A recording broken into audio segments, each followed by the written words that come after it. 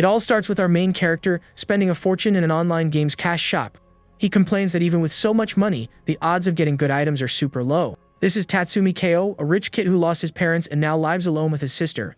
But fate was cruel to the young man as he was diagnosed with a terminal illness. The doctors told him he only had 3 months to live, so he decided to do everything he ever wanted. His final challenge was to reach a level no one had ever achieved in his favorite game. With a smile on his face, Kyo finally manages to complete his grand objective in the game. After spending millions and going days without sleep, he finally achieved his goal. The next day, the sun rises on a quiet morning in the city. Just then, his younger sister shows up and asks if he pulled another all-nighter gaming. He replies that he just woke up, while she tells him to take better care of himself. Suddenly, the young man's vision starts to blur, and he feels something strange is happening.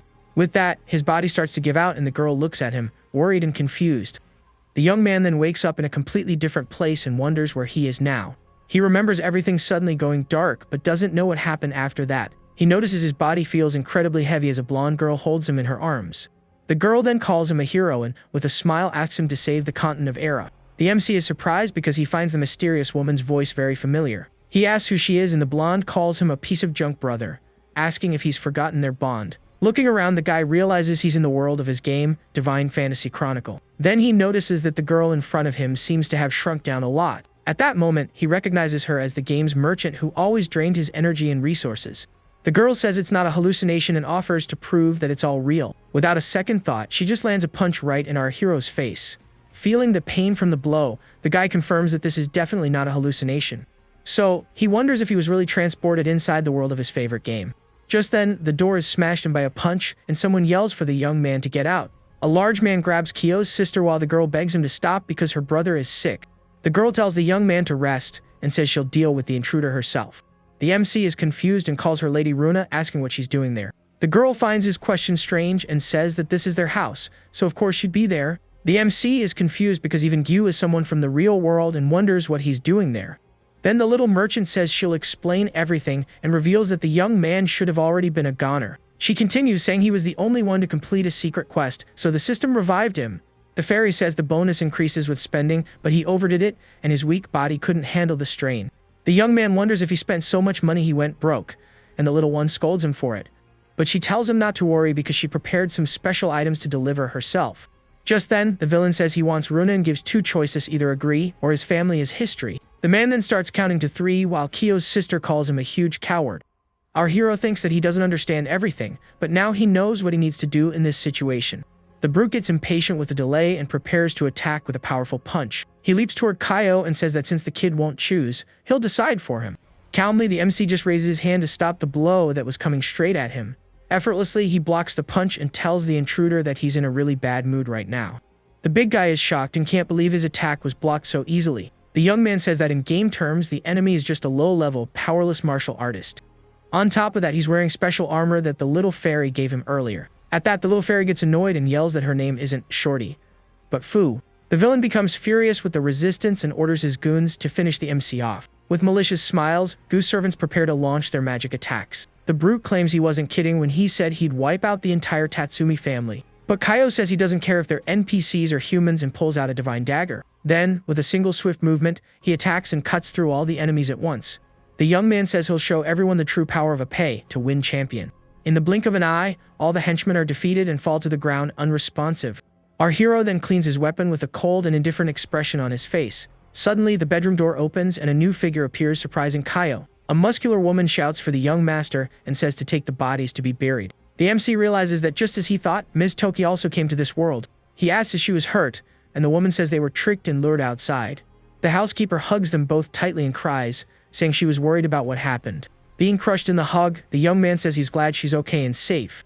Just then, Runa warns him that the Izumi family won't let what happened to their goons slide. Ms. Toki agrees, saying they will certainly come for revenge, and they're all goners. She then says the Izumis are trouble and asks the master how strong he is now. The young man begins to explain that in the game, professions have ranks like skilled, elite, or legendary. As an example, he mentions Ju, who is a second-rate martial artist with a skilled level. Then, with a confident look, he indicates that his own power is on a completely different level. Our hero maintains his smug smile as he prepares to reveal his true strength, but he tells Toki that his level is lower than a trainee's and probably entry level. The woman is in shock, and he points to a green mark that is supposedly the sign of his low rank. Even Runa is very surprised by this revelation and doesn't understand the situation. In a panic, the housekeeper tells the young lady to grab her things and the master to run for it. The woman says she will hold off the Azumi family alone so the group can escape in time. Ko calms her down, saying that even with this rank, his items can handle level 3 enemies. The young man then smiles and offers some books to his housekeeper. The woman is confused and asks what those objects he handed her are. She complains that just looking at the books gives her a headache. At that moment, Runa seems determined to do something important, so she takes one of the books and says she can't depend on others forever. But upon looking at the contents, the girl is quite surprised by what she sees. The pages showed some secret techniques with very peculiar illustrations.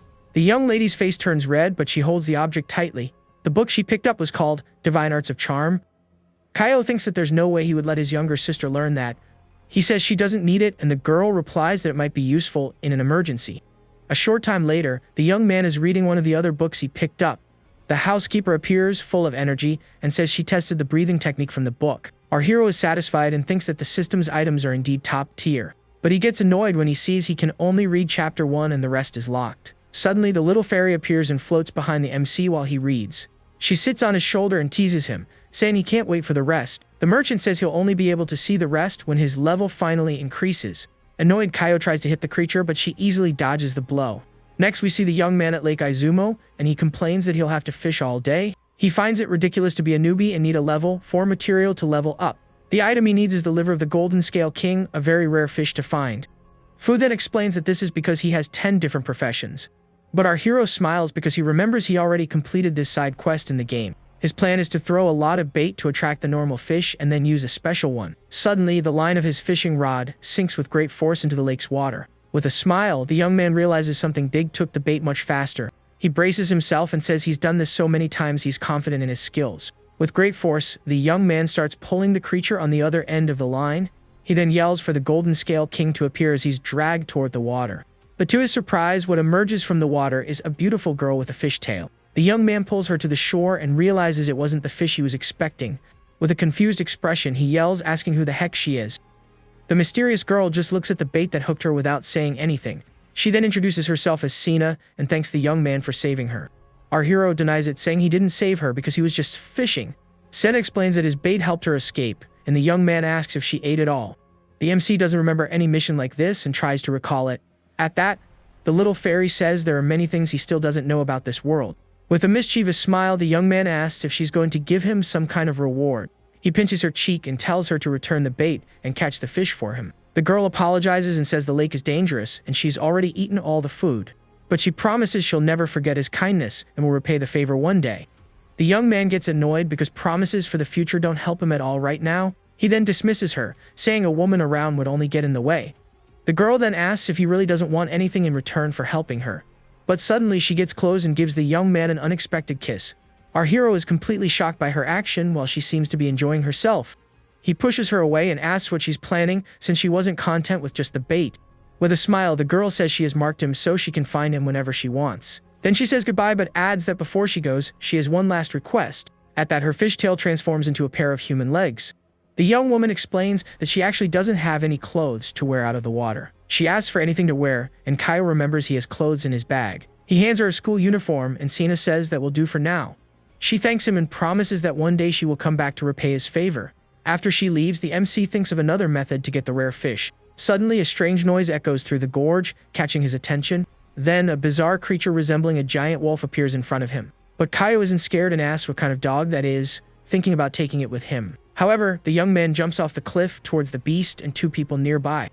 The man is startled and believes a level 4 master has come to save them. With a furious look, the creature stares down our hero, who is approaching quickly. Next, the monster begins to gather a large amount of purple energy, and fires a powerful attack towards the MC, who is still in the air. But the girl says he's not flying but jumping to end his own life. With that, a huge explosion occurs, destroying part of the surrounding scenery.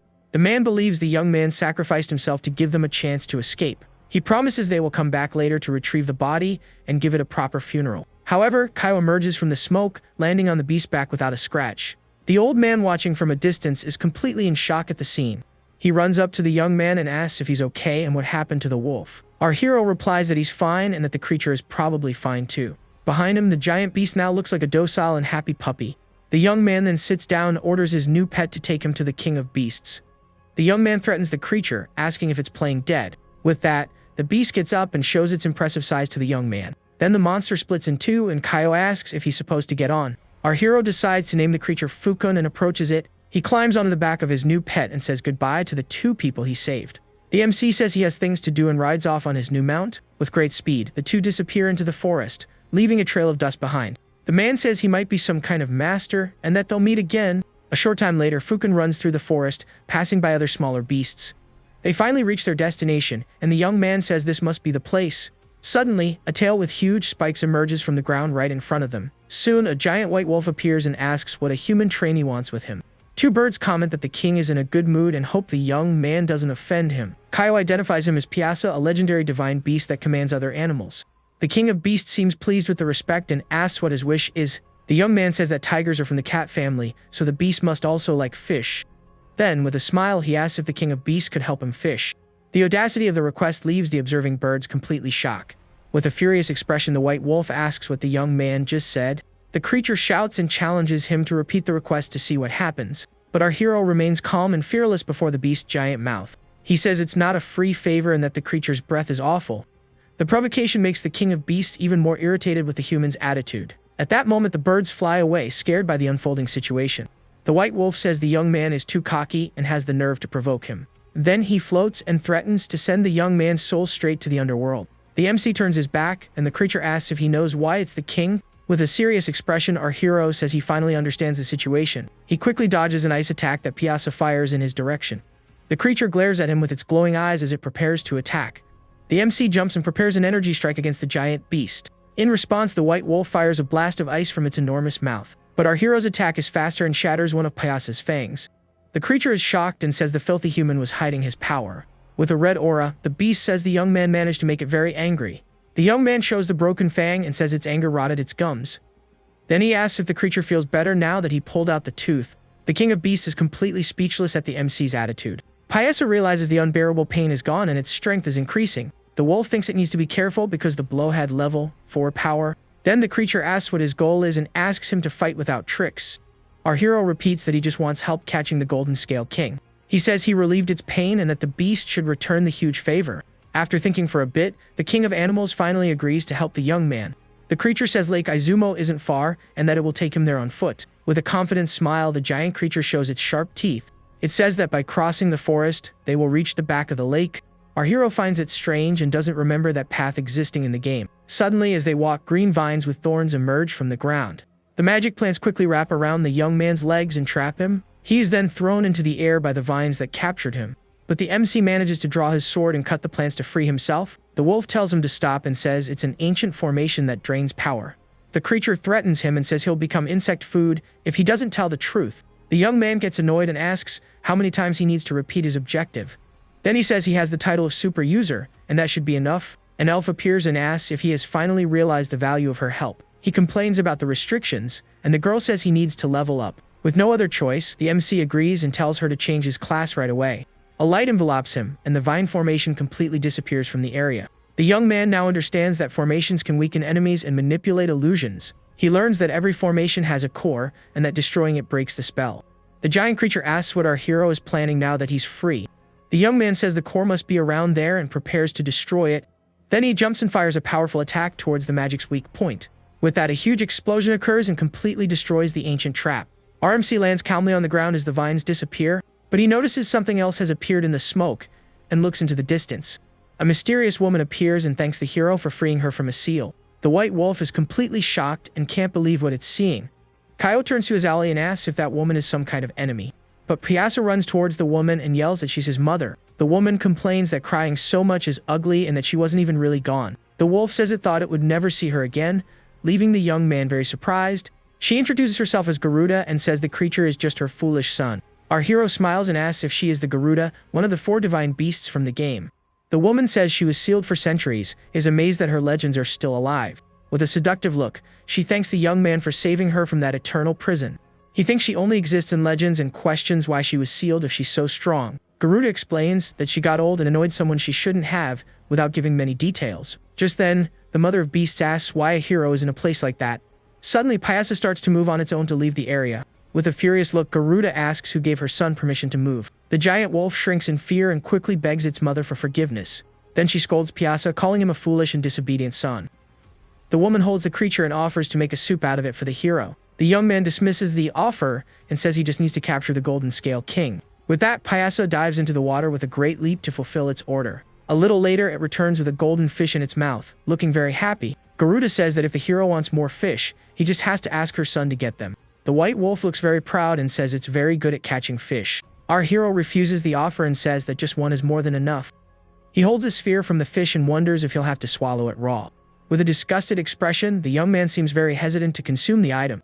At that moment, the young man starts to feel sick and Garuda asks if he needs more help. The MC pulls himself together and says he has other places to go, so he's leaving. The woman asks them to keep in touch and not to hesitate to call her if he needs anything. Then the adventurer says goodbye and leaves, leaving the two creatures behind. The bee says its mother doesn't need to be so nice to a mere human like that, but the wolf's mother replies that the young man's level is only 1, surprising the beast. Payaso is shocked and wonders if the hero isn't hiding his real strength. Garuda explains that even at level 1, he is strong and will soon surpass them both. That's why she decided to keep an eye on him, as she foresees he will become a great ally. With that, the winged creature flies off and shouts that her clan's wings will rise again. The scene then cuts to a huge city with very impressive architecture. Arriving at a shop, a vendor informs him that the total for the purchase is 7,200 zomi. The man says that in his shop he can pay with zomi or with gold coins. Our hero is shocked by the high price for just a few simple items. At this, the vendor gets angry and asks if the young man doesn't have any money. Then the man kicks our MC out of the shop for wasting his time. Once outside, the young man complains that the vendor didn't have to yell like that. Just then, the elf appears, and he laments not bringing more money for the mission. He holds the fairy and complains that he already ate the liver of the Golden Scale King. But now the system is asking for 3 flash stones, 3 ore, and 1 holy gem. The girl defends herself, saying it's not her fault as the system decided it. The young man thinks the holy gem will be difficult, but the others won't be too complicated. With that, he starts walking through a market, looking for a way to get the items. Suddenly, he spots a fortune teller's shop and decides to check it out. A sign says that the past fortune reading reveals the future 3 times a day. Inside, he sees the fortune teller, who is a very beautiful woman sitting elegantly. Inside the shop, a man with spiky hair asks the fortune teller, Rita, to read his fortune. The woman refuses the request and says they don't have any special connection. But the client insists and offers a large bag full of gold coins to her. At that, the woman's eyes sparkle upon seeing the enormous amount of money. She changes her mind and says she was mistaken because they do have a strong connection. Then the fortune teller tells the man to finally say what he wants to divine. Outside, our hero watches the whole scene with a very thoughtful look. With a smile on his face, he thinks that a fortune reading might be a good idea. Next, the young man walks through the bustling city streets looking for a good spot. He sets up his own stall, promising to read anyone's fortune on the spot. The fortune teller sees her clients get her new and bold competitor's stall. Angrily, the woman goes to the MC's table to confront him. She questions him and asks if he's trying to make fun of her. The young man mocks her for only reading the fortunes of those with a supposed connection. The girl smiles and asks if he doesn't like the way his big sister does things. The fortune teller proposes a divination contest to see who gets to keep the business. With one finger, she lifts our hero's chin in a very provocative way. Then the woman says that whoever loses the challenge will have to leave this place. The young man replies that unfortunately, he doesn't have any fortune teller's dignity to bet. But he accepts the challenge without a second thought because he needs a lot of money. With that, the girl gets excited and says the deal between them is sealed. The little fairy then announces that the divination competition is about to begin. The first question is to guess the color of the next person's clothes to pass by. The fortune teller bets on purple, while our hero says it will be yellow. Suddenly, a mysterious woman with a staff appears in the middle of the empty street. The little fairy is shocked and says they both got the answer right for the first round. The young man says that next time, he'll be much more precise in his divination. Then the fairy asks the second question about the hairstyle of the next person to pass by. The fortune teller guesses it will be short hair, while the MC bets on a bald person. A bald man appears, and the little fairy can't decide who won the challenge. Suddenly, the fairy asks about the weather, and the sky starts pouring rain. The fortune teller is speechless and wonders how she could have lost the bet. The elf congratulates our hero, who smiles victoriously with the result of the contest. With a confident air, he reveals that he didn't get the title of super astrologer for nothing. It's explained that this secret profession can even change fate. The little fairy says that's why she helped him with the question about the weather. Rita accepts her defeat and says that, as agreed, she will leave that place. But our MC keeps an eye on the crystal ball she used for divining. The woman notices his interest and offers the item as a farewell gift. With a mischievous smile, the young man asks if she's sure she wants to give him the object. She then says yes, but he'll have to pay 5,000 zomi, leaving the young man shocked. The girl explains that since she lost, she now needs to change jobs to survive. The hero makes a counteroffer and says he won't pay more than 2,000 zomi. Rita accepts the amount and throws the coins in the air, sealing the deal between them. With a flushed face, the fortune teller seems a bit embarrassed by the whole situation. Suddenly, the girl gets close to the young man, leaving him very surprised. She then gives him a kiss on the cheek as a special bonus for the deal. Embarrassed, the woman says they can't go any further than that and pulls away. The young man smiles and says he hadn't said anything about going further. With her back to him, Rita wishes him good luck and walks away down the rainy street. The hero watches her and thinks he needs to earn money for the crystal stones. Back at his stall, he prepares to serve his first customers.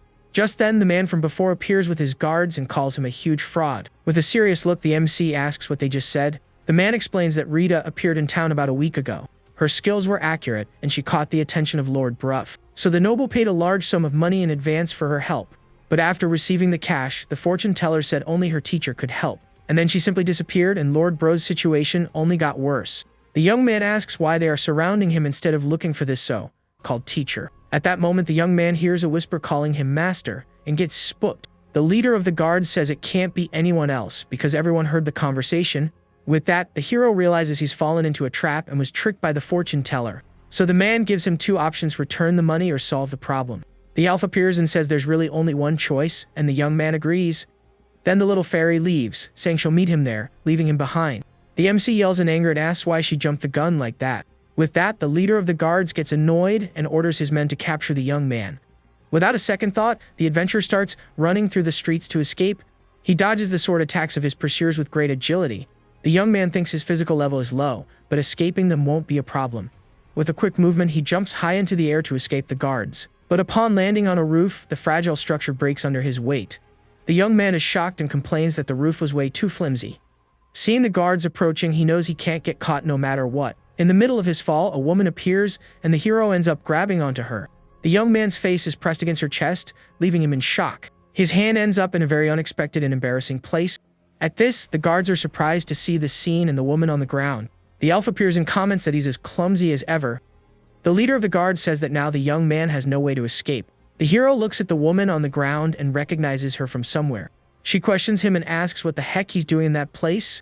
The scene then cuts to a large and very luxurious building in the city. Inside, the woman introduces herself as Rin and says the hero saved them in the past. With an embarrassed look, she thanks him very much for the help he gave. The young man finally remembers her and introduces himself as Tatsumi Kaio. The man next to her tells Captain Sieg that it was all a misunderstanding. But Sieg doesn't care and insists he needs to take the young man to Lord Bruff. The head of the Chamber of Commerce looks at him with a very intrigued expression. Sieg glares at the head of commerce, but says he doesn't care about the young man's situation. He states he just wants to take the young adventurer to solve the Lord's problem.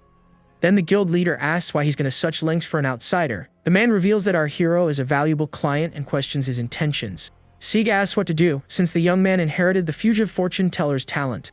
With a thoughtful look, the leader of the Chamber of Commerce suggests a plan right there. He proposes that Tatsumi solve the noble's issue, but without taking responsibility. However, if the boy succeeds, he should be well compensated for the service. Hearing about payment, the MC smiles and says he accepts the job on the spot. The scene cuts to a huge and gloomy castle belonging to Lord Bruff. Upon entering the hall, Sieg announces he has brought the young man to resolve the situation. Sitting on his throne, the imposing-looking noble tells them to approach. The captain warns the hero that he cannot reveal anything he sees inside. The young man gets nervous at the warning and wonders what the heck he's gotten himself into. Sieg then begins to explain what his master's real problem is. Without beating around the bush, the noble reveals that he's pregnant, leaving the young man in shock. The MC is completely shocked by the Lord's absurd revelation. He shouts in desperation and asks what the heck is going on in there. With a hand on his belly, Bro explains that it's all the fault of a malignant spirit. The young man understands and says his profession can also remove curses. At that moment, a little boy approaches and asks if his father will be okay. With a smile, the Lord tries to calm the boy, telling him not to worry. But the child explains that his brother is already gone, and he fears losing his father too. Then Bruff reveals that he is adopted, and they both start crying together. Tatsumi interrupts the drama and asks them to show him where the spirit is. They then leave the castle and go to a dark and very rocky area. Sieg points to a cave and says the malevolent entity is inside. Walking through the place, the captain says a master has already been called for the exorcism. Inside, the young man sees a woman being restrained, and Sieg says he will be paid for his help. But the young man notices the danger of the fire in the area and becomes very concerned. The young man looks at the situation and thinks the job seems pretty easy to do. But the exorcist warns him not to act on his own and interfere with the ritual. He says if the young man interferes, he will have to take full responsibility. Sieg then explains to the master exorcist that they brought the young man to help. Barnes' assistant tells him to relax because the master can handle everything. The MC crosses his arms and says he only cares about the payment in the end. With that, the master continues the ritual, concentrating his power on the malevolent entity. He then summons a huge holy cross that glows with a very intense light. The assistant is impressed with the ease with which his master used the magic. Then the exorcist orders the malignant spirit to be completely devoured. The cross descends with speed towards the demoness who is chained up. The attack hits the target dead on, and the assistant shouts with excitement at the blow. With a confident smile, Barn believes the spirit was destroyed by the attack. But the entity appears intact behind him and questions him for interfering. The exorcist is in shock and can't believe what just happened. In disbelief, Barn attacks again with his holy sword, but to no avail. The malevolent entity smiles and stops the blow with impressive ease. Then the demoness grabs him, and the exorcist realizes she is much stronger. Our hero then warns the assistant that his master is going to be done for this way. But the assistant gets angry and says the young man doesn't know how incredible his master is. Tatsumi explains that Barn used his own soul, and his energy is running out. The man then grabs him by the collar and challenges him to repeat what he said. With a cold look, the MC tells the assistant to let him go immediately.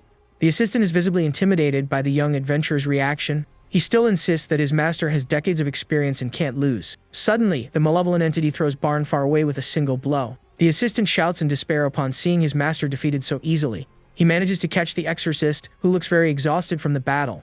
The demoness smiles, satisfied with the result of the quick confrontation. Everyone is shocked to see that the great master Barn has been completely defeated. Desperate, the assistant shouts that he's not going to be taken out in a place like this. Our hero then wonders if he can summon the holy cross he saw earlier, but the master exorcist warns him not to do anything reckless and to prepare to flee. The young man then replies that his failure doesn't mean he will fail too. At this, the exorcist is completely shocked by the young man's confidence. At that moment, the MC summons several golden spears around him. The assistant and Sieg are speechless seeing the golden holy cross in front of them. The spears fly quickly towards the malevolent entity, which is standing still. The attack pins a demoness who screams in pain as she is hit dead on. With glowing eyes, she becomes furious at the blow she received from the young man. The entity then releases a wave of power that repels the attack and throws everyone back. With a cold look, our hero tells the creature to stop screaming and just say what it wants. Holding one of the spears, the demoness calls him an arrogant human and glares at him. She admits the young man is very good for being able to use the holy cross that way. But she questions if he thought using all his strength would be enough to defeat her. The MC summons even more golden spears as the entity watches him intently. The demoness is visibly surprised by the young adventurer's display of power. With a smile, he says she talks as if she's sure he used all his strength.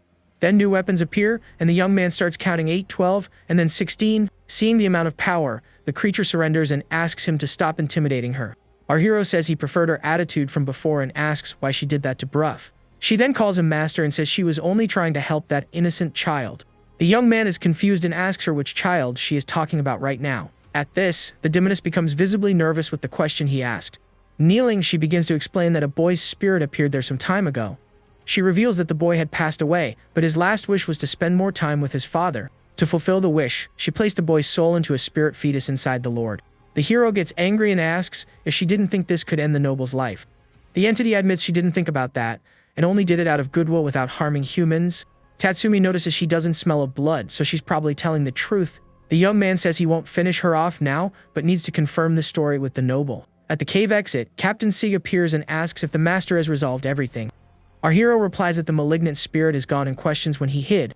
The captain then warns him about the woman and says the danger isn't over down there. With a smile, the entity thanks him for his kindness but says she's not afraid. Upon hearing the demoness's voice, the man gets scared and starts screaming in pure terror. The scene then cuts and shows the imposing castle of the Lord during the dark night. Back in the hall, the creature calls Bruff father and says she missed him very much. The MC warns that the noble will pass away if this continues and decides to remove the spirit. With that, the Lord's belly disappears and the spirit of his son Toby appears beside him. Bruff believes his son wanted to say something and asks the young man to find out what it was. But the hero takes his payment and says he has other things to do and is leaving. The noble laments and says that a lord told him Toby would become a crystal user. Hearing this, Tatsumi becomes interested and asks him to tell him more about these items. Elsewhere, a blonde woman eats everything and comments on how delicious the food is. On the street, the young lady Miyoto asks if the young man is sure he wants to leave the city. He replies not to worry because he has already gotten the information he wanted about the crystals. The girl then hands him 2,700 in crystals and another 3,000 gold coins. The MC is furious, remembering that an old man had charged him 7,200. She says merchants think about profit and offers to help him whenever he needs. The girl gets closer and promises she won't let him lose a single cent on his purchases. Her uncle appears and says that Miyoto understands prices and the young man should consult her. Our hero thinks it's true and that this way he can save a lot of money in the future. The young lady says goodbye and asks the adventurer to be careful and come back safely. He says he can't promise safety but guarantees he will return to the city one day.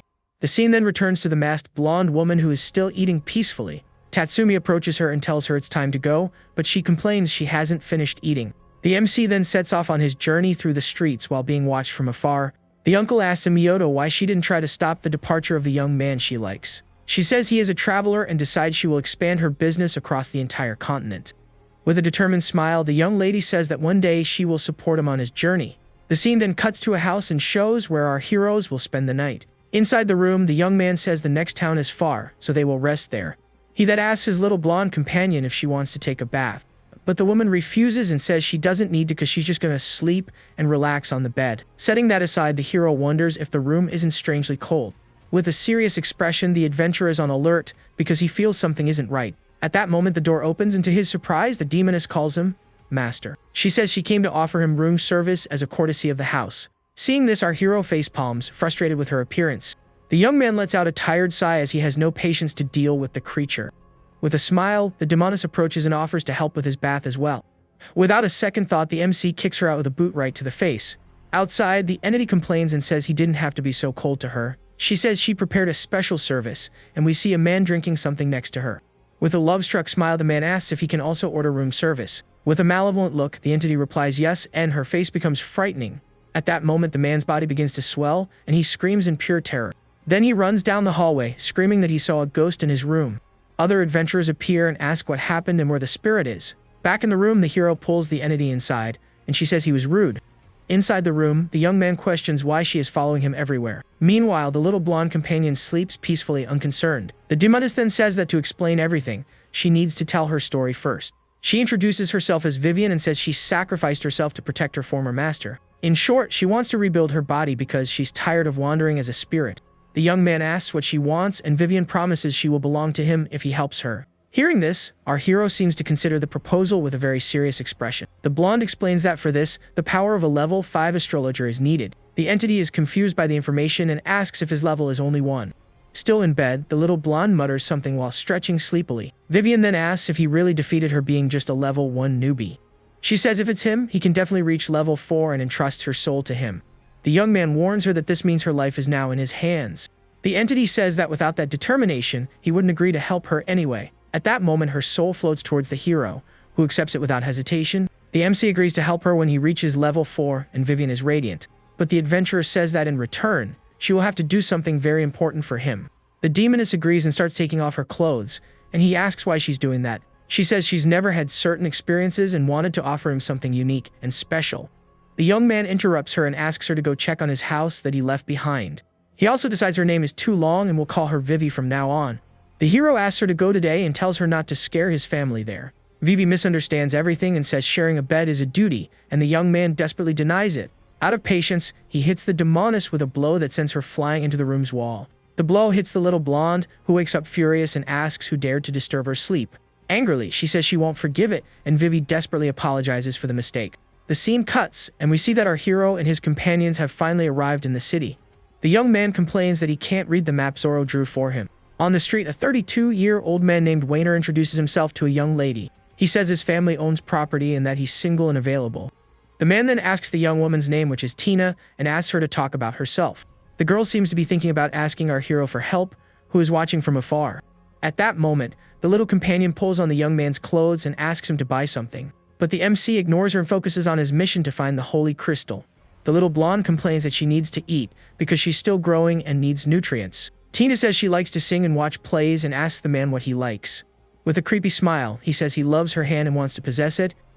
The hero gives up on asking for help because he doesn't want to be interrupted by his companion. The man feels an overwhelming presence and wonders what that was he felt. The girl asks what happened, and the noble says he feels a crushing pressure on his body. He thinks he only felt this strange aura after he let go of the woman's hand. Across the street, the MC holds his little companion in the air. At this, the noble makes up an excuse and says he needs to leave, leaving Tina confused. Far away, the little blonde says the pastry was delicious, and the hero complains to her. Just then, the man in armor appears and asks to speak with our MC. He then questions the young man and asks why he was staring at him so intensely before. The hero gets nervous and wonders if the warrior is angry because he ruined his flirting. The young man lies and says he just wanted to ask for directions, but has already solved his problem. But the noble doesn't believe this excuse and says the adventurer won't fool him. With a furious look, the man prepares to start a fight against our hero. A red lightning bolt comes towards him, but the MC defends it with his weapon. He counterattacks with a quick strike, and the warrior defends himself with a fireball. Weiner is impressed with his power and questions if a nobody could do that. Our hero holds his dagger and finds it strange because he only tried to dodge the incoming blow. With a maniacal look, the noble accuses him of being a shadow hunter who came to capture him. At that moment, Tina appears and asks the warrior what exactly is happening there. The girl seems determined and thinks she can't let this great opportunity slip away. Our hero tries to calm the situation and swears it's all just a misunderstanding. But the man shouts that he loves women's hands and asks if the young man has a problem with that. The adventurer is completely confused and wonders what the heck this lunatic is talking about. To prove his point, the noble shows a hand he was holding the whole time. Then the weird man starts licking the object and says he can't resist collecting them. Our MC makes a disgusted face and doesn't seem impressed in the slightest. From a distance, the girl watches everything in horror and calls the warrior a total pervert. With a malevolent smile, the noble says now that they know his secret, he won't let them leave. The young man replies that nobody asked anything, and it was he himself who started spilling the beans. Ignoring the comment, the weird man advances with an energy-filled punch towards him. But the hero activates his golden scale armor ability to defend against the blow. With that, our adventurer's fist manages to block the noble's powerful attack. The hero's blow repels the noble, who feels electricity course through his entire body. At that, the hand the warrior was holding explodes on the ground in a large fireball. The little blonde complains that a piece was left behind, and the hero thinks about burying the rest. Then, with a shovel in hand, the MC buries the remains so no one will find them. He turns to Tina and asks her to be his witness in case something happens. The girl gets depressed and wonders if she's destined to never get married for real. She complains that every guy she meets is a lunatic and talks about a bad experience. Desperate about her love life, the woman then suddenly hugs our MC. At this, the young man makes a funny face because he doesn't know how to react to this hug. After the confusion, the trio continues their way through the forest and resumes their journey. He wonders if he got Vivi's soul and notices his powers have been enhanced. His companion praises his items and says she's looking forward to his new creations. Finally, they reach their destination, which is the imposing mansion of Minarna. In front of the place, two mysterious figures await the arrival of our adventurer. Inside the hall, the hero approaches the two people who seem to be waiting for him. The MC notices the guards have a powerful aura and thinks Minarna is important. Then Tina advises our hero to hide instead of standing in the middle of the hall. On the stairs, a woman in a black dress appears and leaves the adventurer a bit surprised. With a smile, he greets her and says he didn't expect to meet his disciple there again. The little blonde points and says it's the girl with braids who tricked Fu on another occasion. At that moment, the mansion's guards go on alert and look at our hero. The man with the mustache realizes the young man's age and hair color match a description. Then, with a furious shout, he orders his companions to attack our MC. The guards advance at once, and the adventurer prepares for the fight that's about to begin. Caught by surprise, the hero wonders what the heck is happening in that place. The man with the mustache attacks with his spear, and the MC jumps to dodge the blow. The white-haired warrior shouts that Menars will not escape justice today. The young man shouts back, confused, saying he's also looking for this Menars guy. His floating companion jokes that he looks like a villain and that's why he's misunderstood, but the guard accuses him of being involved in the disappearance of several children from the region. An elf woman appears and accuses him, saying she has proof of his crimes and tells him to surrender. The man with the mustache tries to save the hero's little companion, calling her Little Miss, but the little blonde gets furious and launches a powerful golden divine attack against the guard. The warrior is caught in the explosion and is shocked by the little girl's power. Then the hero's companion shouts in anger, saying she is already an adult woman. She strikes a pose and asks in what world a child would have a body like hers. At that, the white-haired guard is shocked and blushes at the bizarre scene he's witnessing. His nose starts to gush and he's labeled a pervert by his own subconscious. The other guard ignores her fallen colleague and warns the hero that she'll finish him in one blow. With a sadistic look, the woman says she loves the sound sinners make when they are punished. Our MC doesn't waste time and quickly advances towards his new opponent. The warrior is surprised because she didn't expect the young man to be as fast as she was. She tries to hit him with a hand strike, but he is much faster than the woman. With that, the hero mobilizes her and says it's a pity because she didn't stand a chance.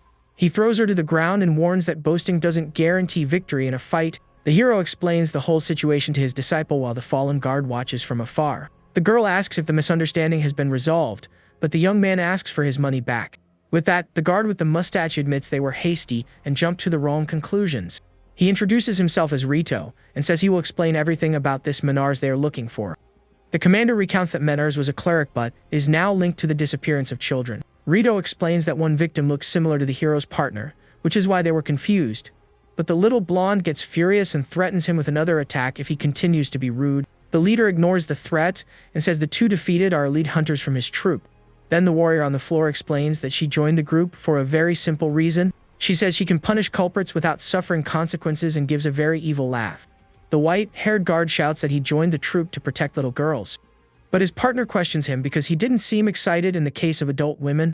The warrior replies that women over 14 are no longer little girls to him. With that, the two start arguing and accusing each other of being perverts. Observing the scene, the hero thinks that everyone in that organization is a bunch of weirdos. The hero doesn't care about their fight and says he came for a holy crystal he heard about. Then Rito praises the young man's fighting skills and asks for his help if Minars appears. The white-haired guard agrees and says the adventurer even managed to defeat him. But his partner shouts that he only fainted from excitement upon seeing the little blonde and calls him a pervert. The MC sighs and agrees to help since they seem so desperate. With that, the commander is happy and invites the young man to investigate the place together. The group then goes up the mansion's stairs to start looking for the cleric. On the way, the hero's disciple says they haven't finished their previous conversation. The girl explains that she used a trick because she just wanted her master to come to that place. She whispers that her fat friend is fine, so it's no problem to lie a little. The young man is shocked and questions her, asking if she knew everything from the beginning. With a smile, the girl with glasses replies that she predicted everything that would happen there. She boasts that her skills are incredible in all aspects, not just in fighting. He then warns her to make sure she pays him when they find the holy crystal. The disciple turns her face and pouts because she didn't like her master's comment very much. Inside the mansion, the trio of shadow hunters enters a dark, cavernous passage. Suddenly, the woman stops and asks her commander if he heard something from ahead. The white-haired guard shouts and points to something he found at the end of the passage. There they spot a white-haired girl who seems to be trapped in red crystals. The warrior wonders if the girl is one of the victims captured by Minars. With an emotional cry, the white-haired man tells the girl not to cry anymore. He then advances and promises to protect her with his large and sturdy battle shield. But the trapped girl blinks in a strange way and doesn't seem helpless at all. Suddenly, she transforms into a terrifying monster with sharp teeth and a malevolent gaze. The commander and his partner are completely shocked by the girl's transformation. The creature advances and attacks the white-haired warrior with a powerful kick to the chest. With a malevolent laugh, the monster knocks him down and pins him to the ground without any difficulty. His partner shouts in anger and advances to try to save her idiotic companion. She tries to punch it, but the creature uses a crystal as a shield to block the blow. With that, the monster counterattacks by launching spikes that hit the woman dead on. The creature lets out a cry of pain as it's hit by a blue energy attack. The commander recognizes it as a puppet and yells for his subordinate to finish it off. But the white-haired guard hesitates because he can't bring himself to attack such a young girl. At this, the abomination gets angry and advances once more to attack the group of hunters. Seeing his friend in danger, the leader steps in front to defend against the creature's blow. Suddenly, a swift shadow passes by them, wielding a red and black dagger.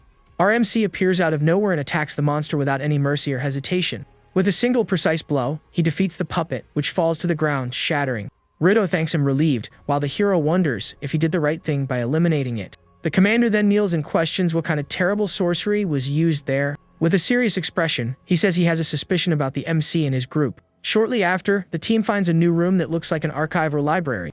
Rito picks up a book and says Minars might be connected to an ancient, forbidden army. The disciple explains that they sacrificed people to create blood crystals and gain power. She concludes by saying that because of someone named Murray, thousands of people died on the continent. The girl with glasses recounts that Murray fought alone against Crusaders 20 years ago.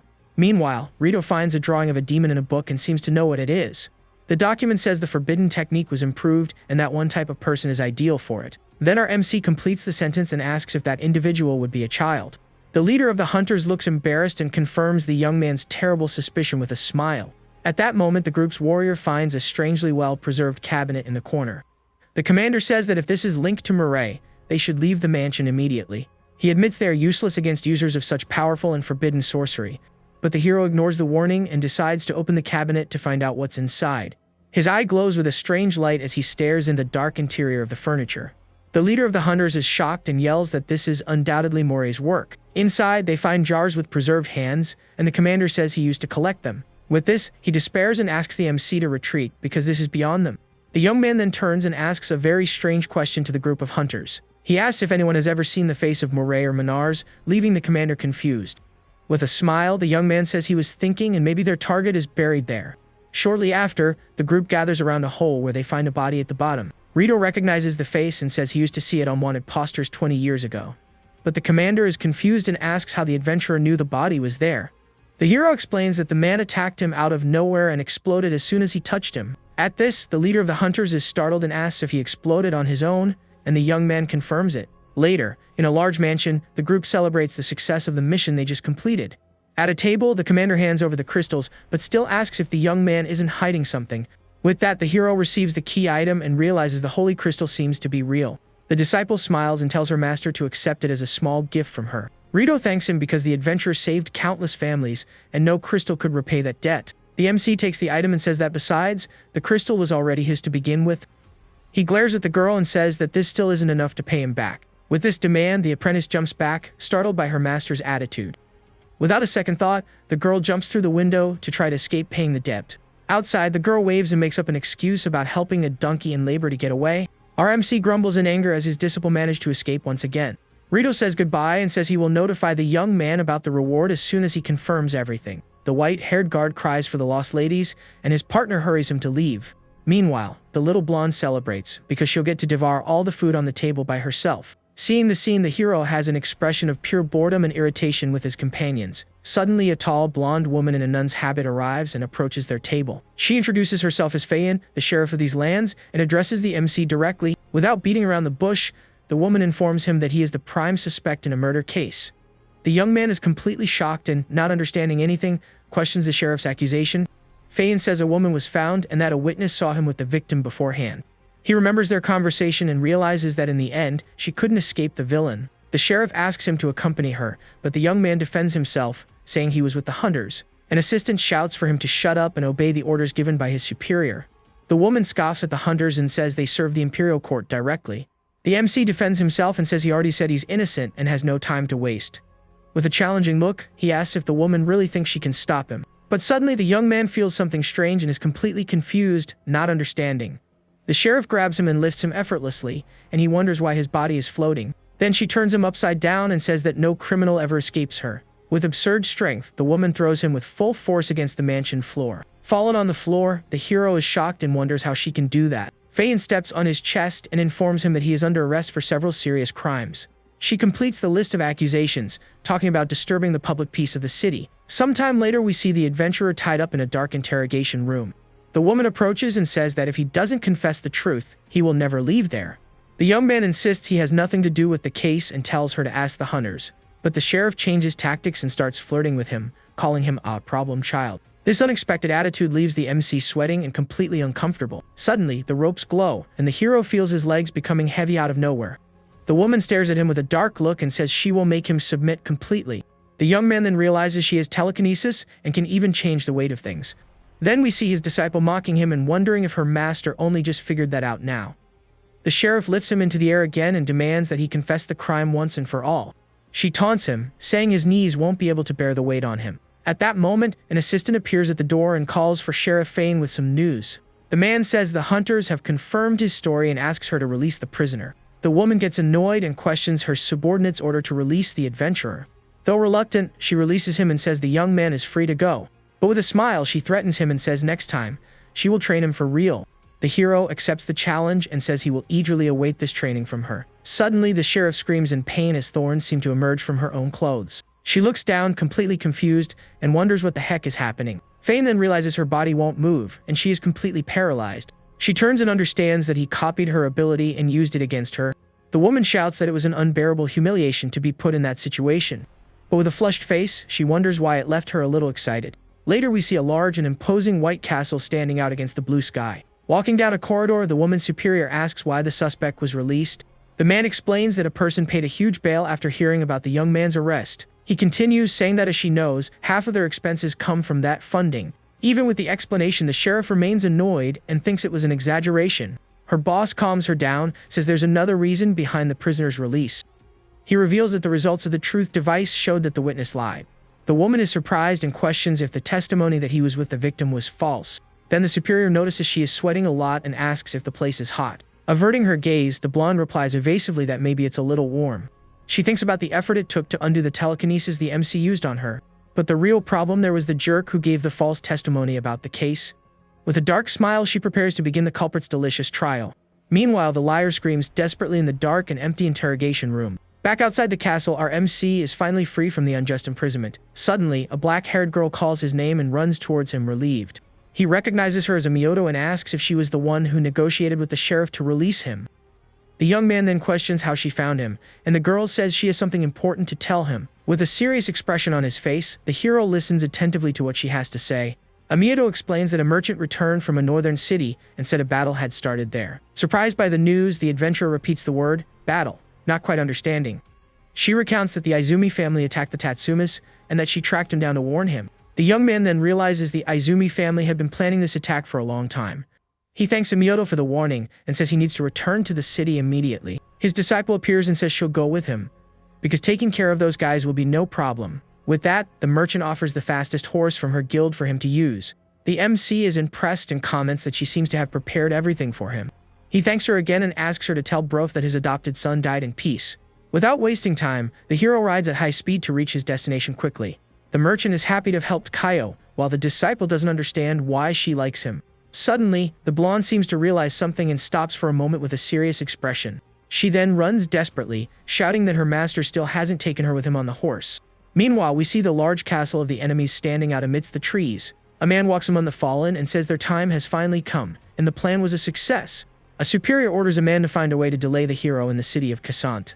Their leader says he has sent extra men to corner a lady on a mountain. At this, we see the MC's allies being surrounded by several enemies on a battlefield. The white-haired girl asks her companion Toki what they should do now, but the young man smiles and says now is the time for her to test the martial arts she learned from the master.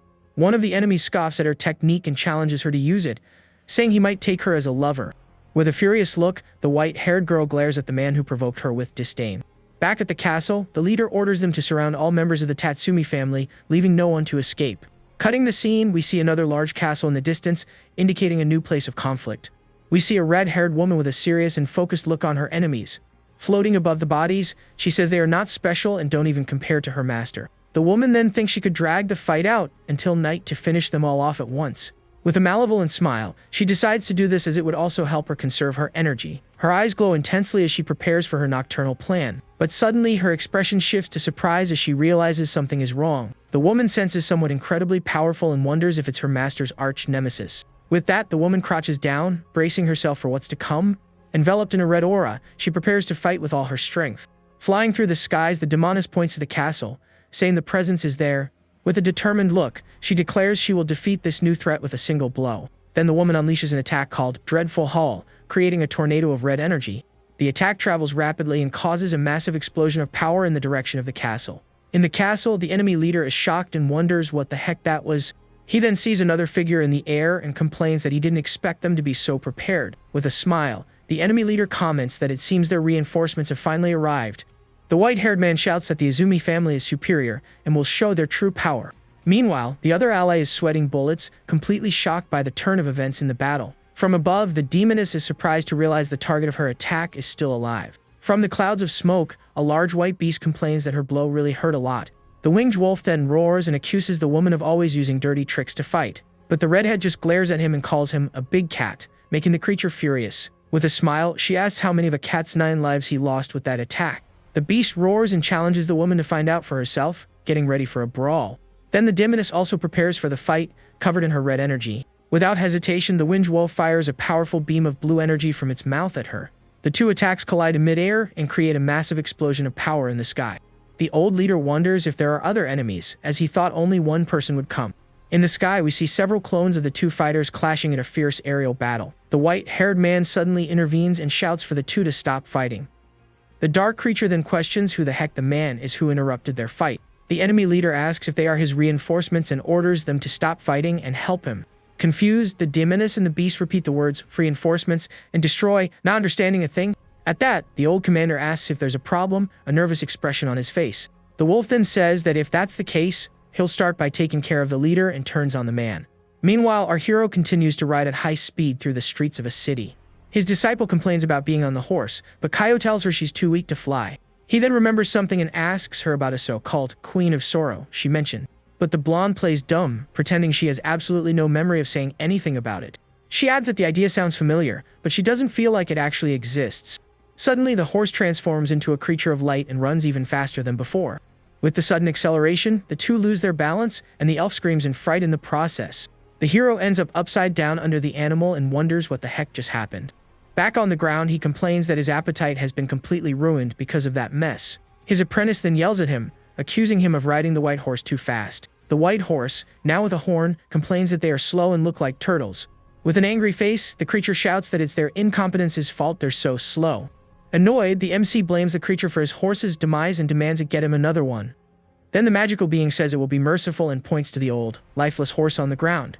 But the animal explains that it's busy and needs to get a fruit, promising a faster horse. Next, the unicorn dashes off at high speed, leaving the young man behind to watch. It shouts that the fruit only grows every 10 years, so it has to get it no matter what. With a smug look, the magical being continues its run without a care in the world. Suddenly, the hero appears in the air and hits it dead on, leaving the creature completely confused. Now mounted on the unicorn, the young man scolds it, saying it needs to follow the rules of the road. The creature is completely terrified by the situation and can't believe what happened. Frightened, the animal wonders how a mere human was able to match its speed. The MC then comments that if the creature is that fast, he has a new destination in mind. Enveloped in a dark aura, the man says that from now on, the unicorn will be his new horse.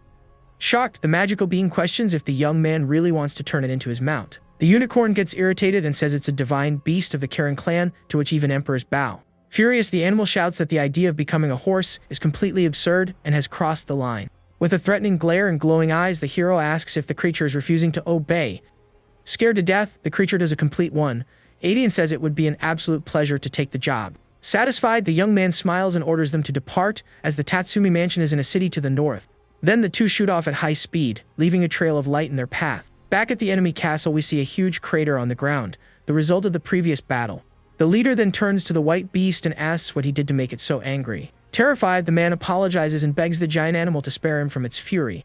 But the white wolf just glares at him with disdain and repeats the word sorry with a smile. Without hesitation, the creature fires a beam of blue energy that hits the commander dead on. The attack hurls him into the castle and causes a large explosion of light on the premises.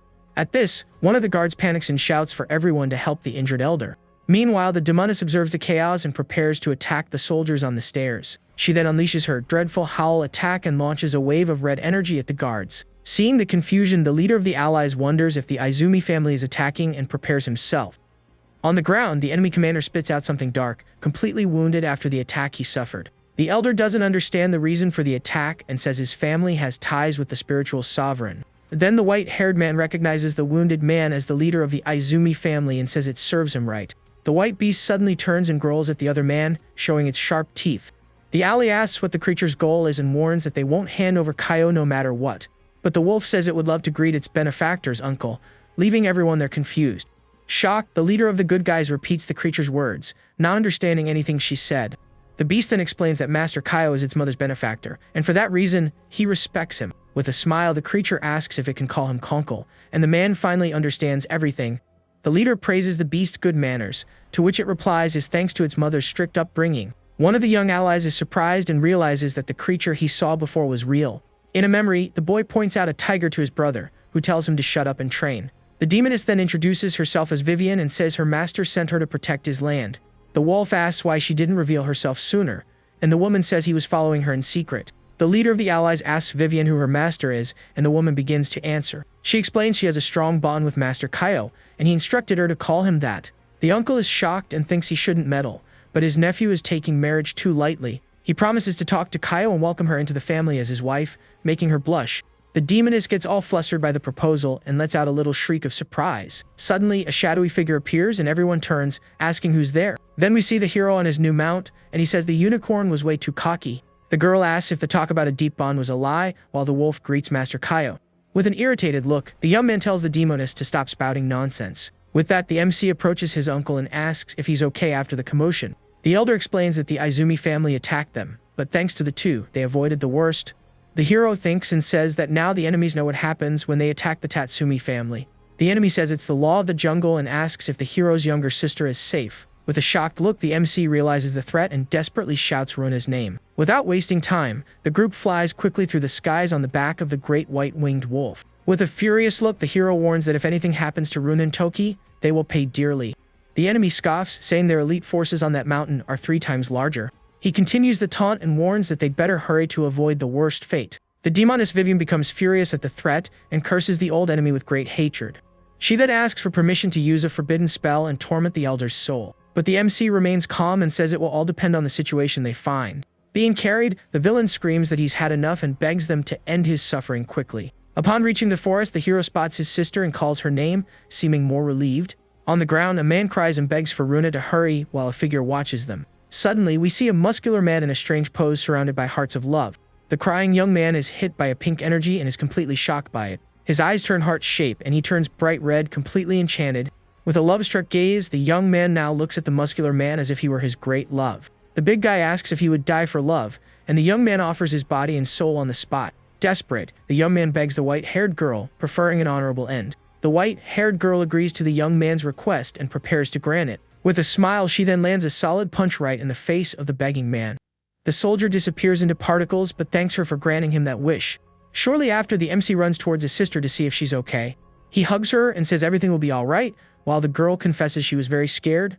The white beast observes the scene and thinks that few would have power equal to that girl's. Carried by the wolf, the enemy leader can't believe what he sees and wonders how that happened. Furious, the elder yells at his men, calling them cowards for being defeated. But a soldier explains it wasn't out of fear and that they fought but couldn't even scratch them. The young man continues, saying that woman's fists were terrifying and seemed savage. He reveals that just a light touch from her blows was enough to knock anyone out. In a memory, the soldiers run desperately and scream for the girl to stay away from them. The hero's sister is shown with a determined look, ready to face any enemy. The soldier says that even more frightening was hearing her voice and feeling her presence nearby. Everyone there wished for a dignified end, but not even that simple wish was granted to them. The MC turns to the elder and says he was right about a fate worse than being gone. The enemy admits defeat and says his family has suffered enough in this situation.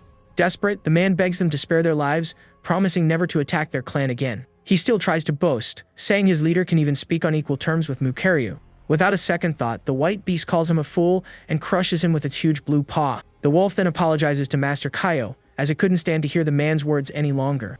The young man complains that he still had questions for the enemy and says the wolf was too impatient. At that moment, the magical mount asks if it can leave now that it has fulfilled its part of the deal. With a smirk, the MC remembers the deal and agrees with the creature. Then the young man offers a long-term job with housing, food, and a salary, leaving the creature shocked. The creature furiously refuses, saying it would rather starve than have to work for him. The creature says goodbye and tries to flee, but the hero prepares an attack with his blue light sword. He then laments that flight is only unlocked at level 4, and that it will take a while to get there. Then the MC remembers the name Mukariu and says he's heard it somewhere before.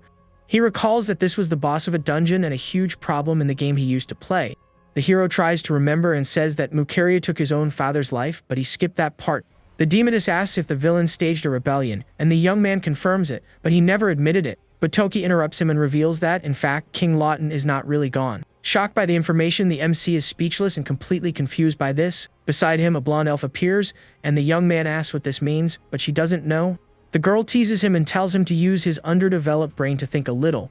The hero then explains that there are two possibilities. One is that the game's content has changed. Meanwhile, the unicorn finally manages to return to its original destination in the forest. The creature feels exhausted and says it will need 10 spirit fruits to recover. The creature then runs at high speed along a path between the forest trees. With a determined look, the animal continues its race to get its fruits quickly. But upon arrival, it finds other fallen beasts and wonders if it could be poison. The creature wonders if someone poisoned the fruits on purpose and what the motive would be. It explains that the fruits are for its kind, and other creatures wouldn't have eaten them before. The unicorn realizes that if it hadn't met the hero today, it would have been the one to go. With a furious look, the unicorn realizes someone set a trap for its species. It understands that the enemy has a grudge against the Chulin and decides to flee the place immediately. At this, the scene changes and we are taken to a huge and very imposing castle under a dark sky. Inside the palace, a man shouts at Mukariu and asks why the reinforcements were never sent. He reports that the last member of the Su family has passed and demands fulfillment of an old promise of help. Sitting on the throne, a young man named Raikun calls him an old man and tells him not to get the wrong idea. With a smile, he explains that he understood the situation but never promised he would actually help. But another man glares at him seriously and asks if he really understands his position there. The long-haired man becomes visibly nervous and starts to sweat profusely at the threat. Desperate, he bows and apologizes, taking the blame for having acted emotionally. On his knees, the man begs for Raikun's forgiveness, who watches him with total indifference. Raikun then remembers that the other's family helped him in the past, giving food to his troops.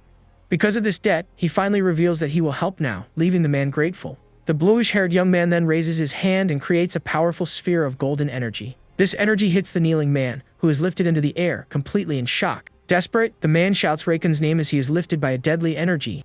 Reiken says since he's the last of his family, he'll send him so he won't be alone. The man begs him to stop but is completely consumed by a golden light. Without mercy, the bluish-haired young man makes the man's body explode into pieces. He orders the guards to clean up the mess and threatens them with the same cruel fate. Next, the young man turns to a hooded figure named Fogg and says he is not exempt. The young man questions him about the delay in capturing a simple mermaid in a culin. Fogg apologizes and says they had complications but got an important lead. The elder explains that a man caused a commotion at Lake Izumo to help Scene escape.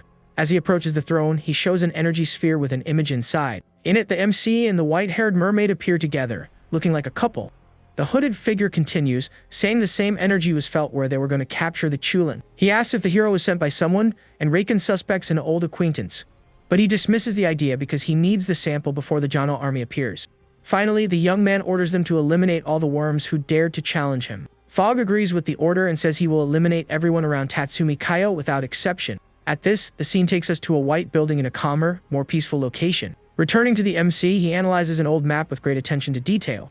The hero then realizes the map is completely different from the one he knew in the game. He concludes that if he's right, the story takes place even before the beginning of the game he played. Just then, the blonde elf pops up and congratulates him, calling him Trash Master for figuring it out. With a smile, the girl announces that because of this, she will grant him a special bonus from her. Meanwhile, the demoness says goodbye to Master Kyo as she needs to resolve other matters. The bluish beast comments that its mother also has something for him to help with and needs to leave. Then the elf throws a shiny object towards the MC as his reward. The young man catches the item and is confused, wondering if that was really the so-called reward. He says it looks like a dog bone and offers it to the beast Piazza, who is watching him. The animal happily takes the object in its mouth and seems to love the gift it received. But the beast soon realizes that it's a level 6 divine artifact with an incredible effect. Piazza asks if it can keep the item, and the hero says it's the only one there who can use it. The hero puts away 2 books and says he'll give them to Toki and Runa later. He then turns to the demoness Vivi and asks her to turn her head to the side. The girl misunderstands and gets closer to him, asking if he wants some alone time right there. Annoyed, the young man gently pushes her away and complains that's not what he was thinking at all. He then shows her a book with a purple aura and says it's a skill for her clan. Suddenly, the girl duplicates, and now there are 2 of her, leaving her very confused. The 2 of them celebrate excitedly, saying now they can serve their master with double the strength. Satisfied, the hero says it's now time to get his qualification to level up, but he turns to the elf and asks why the heck he needs a qualification for that. The blonde girl replies that with great power comes great responsibility, and that's just how it works. Then the scene changes, and we are taken to a bustling city called Aura Castle. The young man explains that the condition is to clear a dungeon, and the first step is to enter the castle. Looking at the place, the MC remembers something important about Aura Castle. At that moment, we see a woman with a crown walking with guards and talking about a mission from Reiken. She sees the mission as a great honor and promises she will make sure to do everything right. Pulling the young man's arm, the elf excitedly comments on something that looks delicious nearby. Just then, a woman dressed as a nun recognizes him and is shocked by his presence there. The young man then recalls that Aura Castle was the scene of a massacre where Mukere eliminated his father. However, he doesn't remember the exact date of the event and needs to think of a way to warn the citizens. He then turns to the elf and asks what happens if he changes the events of the game. The blonde girl replies that she doesn't know and that he will have to bear the consequences of his actions alone. With that, the elf simply flies away and the hero decides to go look for Duke Raoul first. Hiding behind a wall, the same woman from before watches the young man walk away alone. Arriving at the entrance, 2 guards block his path and say the Duke only sees invited guests. He replies that he just needs a ticket for the test and provokes the guards to get it for him. Furious, the soldiers raise their weapons and threaten to show no mercy if he advances. The hero remains calm and says he understands their job and doesn't want to make things difficult. He then adds that in that case, he'll just enter the castle on his own. The guard is impressed by the intruder's courage and concentrates energy in his hands. At that, the soldier launches a dragon attack with his spear and tells him to retreat if he wants to live. Without moving, the hero faces the energy dragon coming towards him without any fear. With a simple movement, he extends his hand and easily catches the soldier's attack.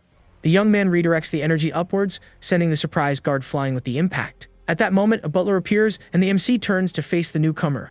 The man introduces himself and asks for the intruder's name as he defeated a guard with a single blow. Kaio says his name, and that he just wants the Duke's permission to train without causing trouble. The butler laments and says the timing is bad because the Duke is dealing with a problem. He explains that the Lord is busy and asks the young man to return another day to talk. But the hero offers to help with the problem, and the butler ends up agreeing to take him. Entering the hall, we see several people gathered, looking at a man at the top of the stairs. The man explains that he gathered everyone to ask for help with his daughter's illness and will reward them. He then swears on his life that he will grant any wish of whoever manages to cure the girl. With that, people start entering the Duke's daughter's room to try their luck. One of the guests asks what the illness is, and another comments that they could marry her if they cure her. Suddenly, the sound of breaking chains echoes through the room, catching everyone's attention. Next, a girl with a stitched mouth appears, floating and bound by energy chains. A young man with an eye patch and a blue-haired girl are shocked and ask if the illness is that serious. The Duke confirms it's the zombie disease and says there's nothing more he can do alone. He explains that's why he called them, and the terrified guests start to flee, afraid of infection. One of them screams that he doesn't want to end up like that, but a white-haired girl offers to help. With a determined look, the woman asks Duke Raoul to allow her to try to cure the girl. She says she will use holy light to save the young woman, and the Lord is very grateful for the attempt. But upon using her power, the healer realizes the holy light is being rejected by the girl's body. Even so, she doesn't give up and decides to concentrate all her energy to try one more time. The sick girl seems to be in a lot of pain and writhes as the light hits her directly. The white-haired woman gives up, frustrated, as the holy light doesn't respond at all. She then turns to leave and comes face to face with the MC, who is watching her with his arms crossed. At that, the hero remembers that Mukari's massacre happened because of a zombie disease outbreak. He recalls that the infection spread quickly, and Mukari tried to save everyone, but it was impossible. In the end, he had to eliminate the infected, and the young man finds the story similar to that of a teenager.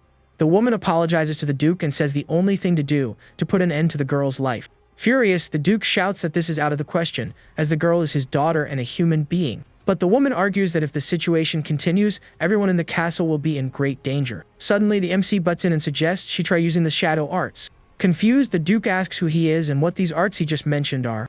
The young man approaches the bed and remembers that in the game, the Legion of Dark Arts invaded the kingdom. He compares the situation to a famous manga and says the people here are still very primitive. With a dark aura, the hero tells everyone to shut their mouths and just watch what he's about to do. He then lands a solid punch on the girl, who is sent flying by the powerful blow. The young woman coughs and spits a dark substance onto the floor, showing that the attack had some effect. Slowly, the girl regains consciousness, and her eyes return to normal as if she were cured. She gets up and asks her father what happened, and the Duke is emotional seeing his daughter well. As a reward, the Lord hands him a card that serves as a pass to solve problems in the castle. Additionally, the man offers to grant a wish, but the young man says what he received is already enough. With a smile, he puts the pass away and says that if he thinks of something, he'll be back for a visit. The Duke and his butler cry with gratitude and promise they will never forget the favor. Outside, the white-haired woman catches up to him and asks why he won't teach her the shadow arts. She then gets close and begs desperately, promising to do her best to learn the technique. Yawning, the young man says she doesn't necessarily have to follow the dark path of shadows. He suggests she can cure the zombie disease if she completely masters the holy light. But the healer laments that the light rejected her, and now she has no way to save another sick person. The hero then questions if it's not actually just a lack of conviction on her part. With that remark, the woman thanks the master and realizes he understands the light better than she does. At that exact moment, the woman kneels on the ground as a sign of repentance for her actions. She regrets having thought of giving up the holy light because of her incompetence. The young man says it's okay and sends her away, but she promises to try harder next time. Sighing with relief, he thinks that turning the holy master into a ninja would be absurd. In his mind, he imagines the girl as a ninja and questions if that would be the right thing to do. Furthermore, the MC fears what the system would do if he caused such a huge bug in the game. Putting that aside, the hero goes to buy dango, but sees a girl arguing with the vendor. The man demands the whole year's payment and threatens to kick her out if she doesn't have the money. The vendor gets furious and yells for the elf to leave while trying to push her away. But suddenly, the MC stops him, gripping his wrist with considerable force. The man screams in pain and asks who the young man thinks he is to do that to him. Without a word, the hero simply shows the card he received from Duke Raoul. Frightened, the vendor recognizes the Duke's pass and realizes he's gotten himself into big trouble. He then apologizes and runs off while the elf mocks the old man for being a coward. At that, the young man turns to the girl and asks for dango, and the excited elf shouts that she wants all the flavors. Suddenly, he senses a presence and tells the person following him to stop hiding. A woman with a crown is surprised and wonders how he discovered her there. Her disguise was a paper bag on her head, and a child points at her, calling her weird. With that, the paper bag ends up falling to the ground, completely revealing the woman's face. She says that Reiken's instructions were right because there weren't supposed to be zombies in the castle. The girl then says that the water source has been contaminated and asks the young man to go fix it. The hero turns and refuses the request as he doesn't care about her empire's politics. He then simply offers a skewer of dango to the elf, who becomes very happy. The young man eats his dango and says he has nothing to do with Reiken or anyone else. Just then, the vendor's daughter approaches him and offers a bag full of sweets. With a smile, the little girl says it's a gift from her mother and the other residents. The woman thanks him for his help and calls the girl over, giving her a tight hug. He observes the scene and remembers the chaos the zombie disease can cause if not contained. With that, the hero changes his mind and asks the girl where the contaminated water source is. Arriving at the location, they see a waterfall taken over by a dark and malevolent energy. The woman asks if he can do something about it, and the young man seems very confident of victory. With a serious look, the MC asks his companion to just remain silent. He then uses his shadow arts and launches a powerful blast of energy at the waterfall. The attack purifies the water instantly, leaving everything clean as it was before the problem. His companion is impressed and says the source was truly purified with his power. But the young man looks exhausted and explains that there are dozens of similar sources and this drains him. He then says he needs to think of another solution and asks her to turn around for a second. The woman is suspicious but obeys him as the hero moves a little way to think. Suddenly, the woman screams, asking what he's doing, and the young man tells her to be quiet. Furious, the girl feels a strong murderous intent coming from herself against the young man. The hero turns and grumbles that what he's doing there is a minor infraction. Unexpectedly, a masked man emerges from the trees and says he has finally found him. The MC regrets having used all his energy as he can't dodge the attack. With that, the assassin advances with his sword, but something unexpected happens at the last second. The woman used her power to push the hero and save him from the enemy's fatal blow. She then concentrates a large amount of energy and unleashes a very powerful attack. The power throws both men far away, and the young man asks to be helped first by her. But the girl ignores him and says the assassin has the nerve to attack in front of a sheriff. Annoyed, the hero thinks she's getting revenge on him for what happened moments before. The woman introduces herself as Sheriff Fayen and invites the enemy to her torture chamber. The masked man gets up from the ground and stares at the sheriff with a very serious look. He then quickly advances towards her to try a direct and fast attack. The assassin shouts that the target isn't her and tells the sheriff to get out of the way immediately. The sheriff is impressed that the enemy is still moving and says it seems she went easy on him. She then uses her psychokinesis and unleashes a powerful blast of purple energy in the arena. But the masked man manages to dodge the attack with a quick and agile movement. The girl then realizes her power only works in the activation area and that he is escaping. Even so, she shouts and increases the power of her ability to the maximum level. The masked man explains that if he moves quickly out of the area, he won't be affected by the power. He boasts about his speed as an assassin and creates several clones to confuse the sheriff. Suddenly, the masked man is shocked because something totally unexpected happened. The woman holds him from behind and asks if he knows why she never uses physical punishment. With a mischievous smile, she says it's actually the opposite of what he imagines. The girl then explains that if she used physical force, she would end his life too easily. She throws him far away and says that if it's too fast, it can't be considered a punishment. At that, the woman gets annoyed because she accidentally threw him in the wrong direction. The assassin sees the hero sitting and says this is the perfect time to take his head. But the young man ignores the threat and eats his dango to recover the strength he spent.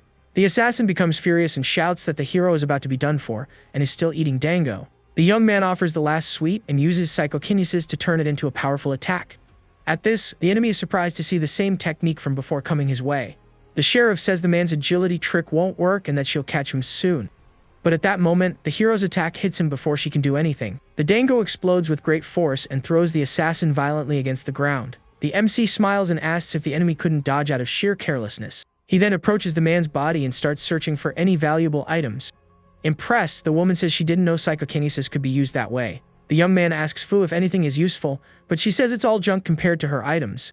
The sheriff approaches very curious and asks to take a look at what they found. With that, the hero hands her an object that was with the masked enemy. She recognizes the insignia of Reiken's royal guard and wonders how he got it. The MC says the answer is obvious and that the man was sent by Reiken.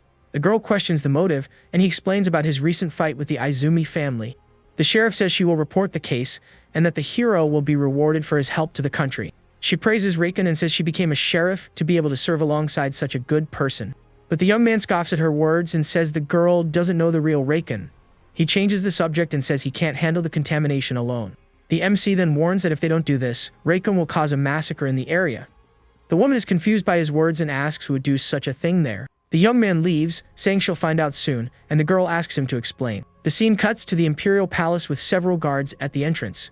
The hero comments that Reiken is spoiled and that he'll have to straighten him out himself. Fu warns him that the palace has strong fighters and a barrier that seals magical power. He says it will be fine because his life depends on the little fairy accompanying him. The fairy gets all happy with the compliment and says he should respect her power more. At that moment, the MC hands a box to the little Fu and asks her to hold it. He thinks about how cute the fairy is and that she would cry for a long time if she tripped. The little creature is confused, holding the box without understanding what's happening. The young man then counts to 3 and tells little Fu to go ahead with the plan. With that, he throws her high into the air, and the fairy flies, screaming desperately. The palace guards see something flying and give the alert to remove the threat.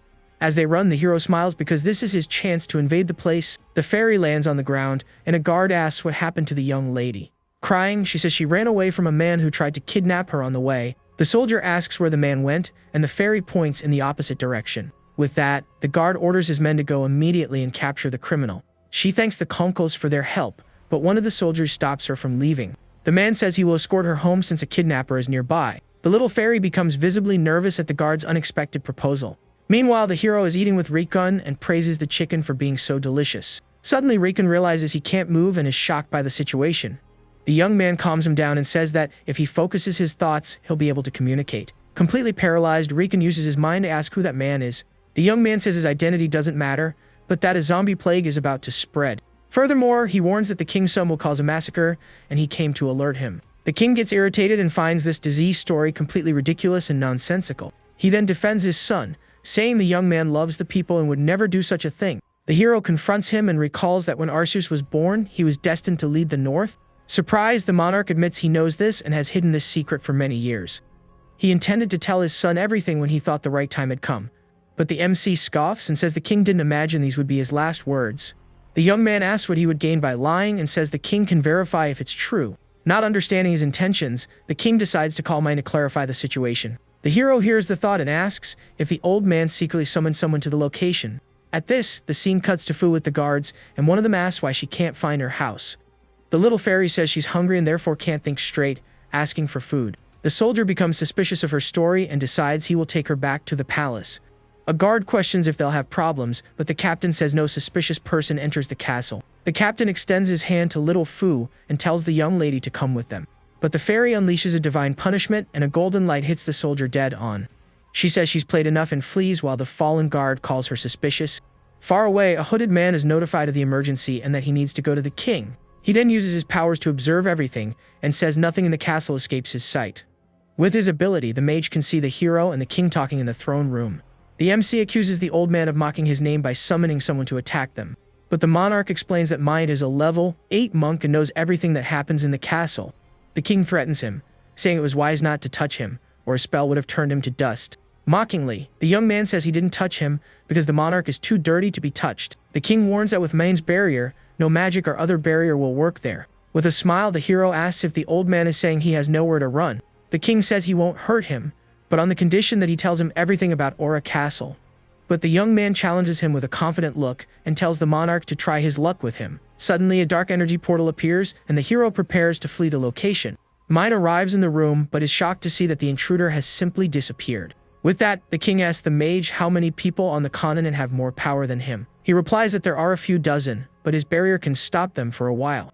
Then the mage questions how the young man escaped and who would be capable of such a feat. The scene cuts to the king fishing and thinking about how a tragic fate was changed. Suddenly, the monarch is surprised as a mysterious voice catches his attention. A small turtle warns him not to deny the strange things that appear. She tells him to believe because it is the will of a god, and the man can't believe what he's seeing. Back in the present, the king wonders if the young man was really a divine messenger. Far away, the hero appears in a different place and celebrates that his plan worked. He explains that if he activates the gate in front of him, he will be transported to a test area. A small version of him appears while explaining how these locations are formed on the continent. The young man says he asked little Fu to activate the item on his signal so they could escape, but he comments that there was an error, as normally only the one who activates the portal is transported. The hero gambled that her existence would break the rule, and thus he would also be taken. The little fairy gets annoyed and says he should be grateful, because he never would have escaped without her. To calm her down, the young man offers a piece of food to the little creature. She eats it and praises the food, saying she's satisfied, and the hero jokes about her appreciating him. The young man stretches and imagines the monk's frustration, lamenting not seeing his face. Suddenly, 2 other adventurers appear in front of them at the cave entrance. A pink-haired girl approaches and asks if he's the last one to arrive at the location. The woman says they need to form a group and that the test time is only 5 hours.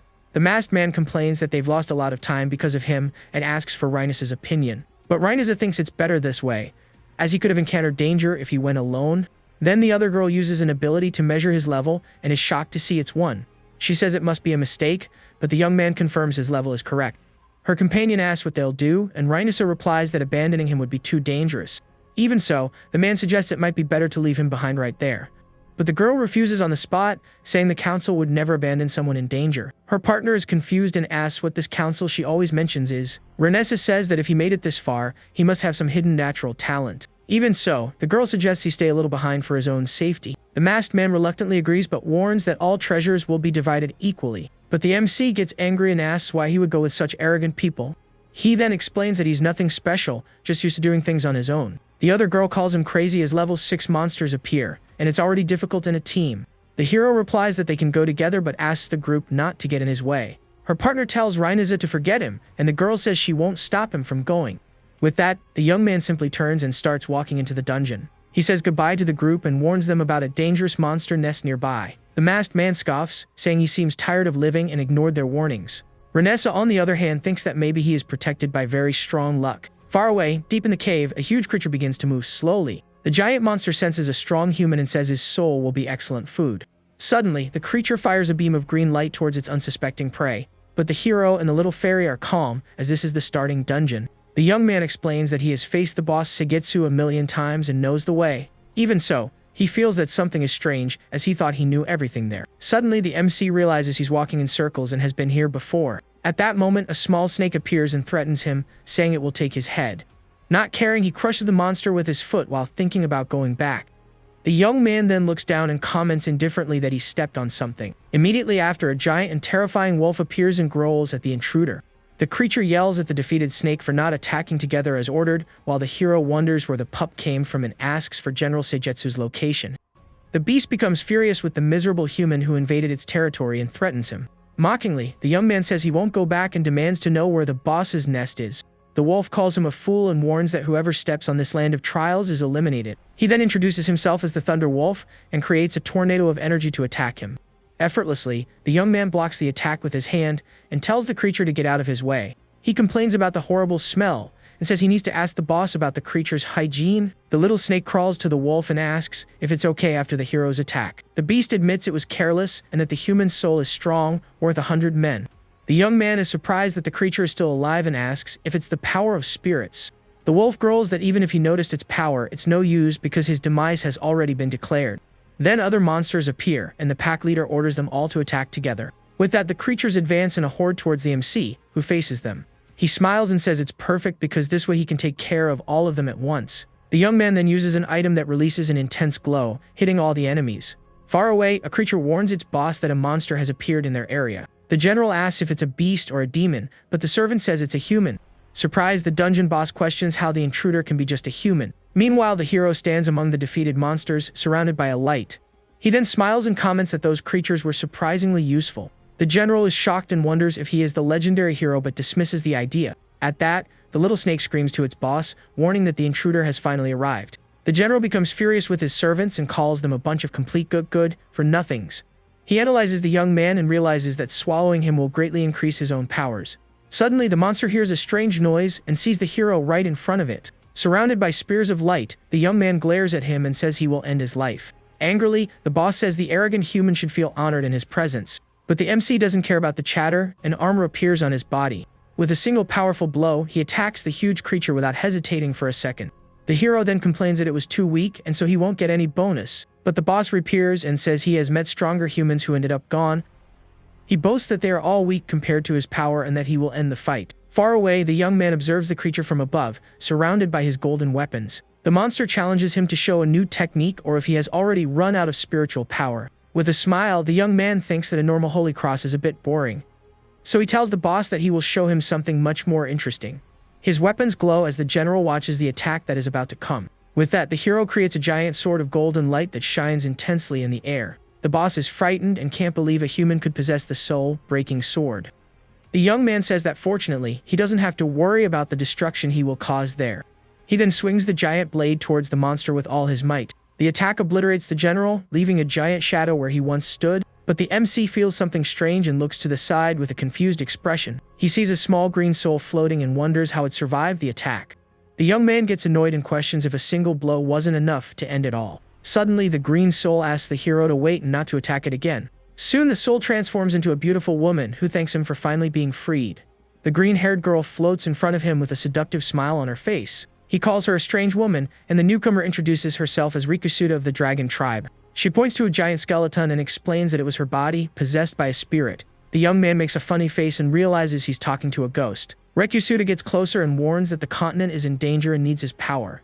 The hero tells her to let go of his hand or he'll use the sword again, but Rikusuda begs him to listen. With a serious look, the woman begins to tell her story from ancient times. She explains that her tribe of dragons has always been the guardian of this continent. The green-haired woman says they could not let evil invade their peaceful land. She then shows that she led many companions to fight against a malevolent army. But as he saw before, they were defeated, and the only thing she could do was seal herself. The MC loses his patience and tells her to get to the point with her explanation. Rikusuda says they used the place to crush hope and asks why he came. The young man replies seriously that he is there only for an important mission. The girl shows that the targets are the best heroes of the continent. Lured to this place, she reveals that no one suspects because the spirits lure everyone to the location, and with that, Rikusuda says their goal is simply to eliminate all the heroes. The woman explains that normally only 1 or 2 people pass the tests of the place, but over thousands of years, this number has turned into thousands of deaths. The hero then understands that their targets are people with great potential. She confirms and says he is the only one capable of stopping them, and he asks if there are others there. With a smug expression, the young man asks if the genius category includes him as well. The girl looks awkward and says his skill is undeniable, but their target is someone else. She then shows the hero an image of other people fighting inside the cave. In the image, we see Renessa and her group facing a huge green creature. The young man looks at the scene and asks if that girl is the super genius she mentioned. Rikusuda confirms and asks him to help, but the young man refuses and says he's leaving. Surprised by the answer, the woman questions him as he simply turns and walks away. He replies that even an ancient dragon had a bad time, so he's not getting involved in this. The ghost explains that the strongest evil spirits left long ago, but the young man questions if she can guarantee that the ancient monsters won't act in the shadows. She admits she can't be sure, and he says that changes nothing then. At that, the little fairy appears and remembers that the dragon race has many hidden treasures. The young man scoffs and says she's a ghost and asks what treasure she could give him. Suddenly, the woman gets an idea and shouts with a determined expression on her face. The hero and the fairy exchange a mischievous look as their plan worked. The woman says she has something to help and offers her essence to strengthen his heart. She explains that dragon hearts are what evil spirits fear most, which is why they waited. The ghost continues, saying that if the warrior gains a dragon's heart, everything will change. Impatient, the young man tells her to stop stalling, and the girl asks him to wait a moment. With that, her green essence floats towards the hero's body, who watches it. Meanwhile, Renessa complains that she can't even scratch the giant monster's defense. The creature effortlessly blocks her attack and throws her far away with a single blow. The other girl in the group is on the ground and complains that her magic is being interrupted. Seeing the situation, the partner with the staff runs to help his leader in the battle. The green monster smiles malevolently as the young man tries to hit it with his club. Renessa wonders if she should use her special ability or if there's still a way to retreat. The creature easily stops her ally's attack and glares at her with a threatening look. The monster then ignores him and turns to the fallen mage on the ground, telling him to stay behind. The pink-haired girl is terrified as the creature extends its hand to grab her. But suddenly, a golden glow appears from the sky, and someone shows up to save the day. Renessa appears and blocks the monster's hand with a golden barrier to protect her friend. The mage calls her Chief, and the leader tells her companions to go to the cave entrance. Seeing this, the green creature lets out a roar of fury in the direction of the group of heroes. The swordswoman says she can't stall any longer, as she only has one chance to finish the monster. Then the girl raises her hand to the sky and concentrates a large sphere of golden energy. Suddenly, her hair turns blonde and she summons her powerful Lionheart sword. The warrior advances with an intense glow towards the creature, which stares at her, surprised. With a serious look, she shouts the name of her strongest ability, the Judgment of Order. A pillar of light destroys the monster into pieces and raises a huge curtain of smoke. Her allies are shocked by so much power, and the mage praises her chief, finding it all incredible. The group's leader turns and says the job is done and that they can go now. But suddenly, the monster re-emerges behind her, much larger and more terrifying than before.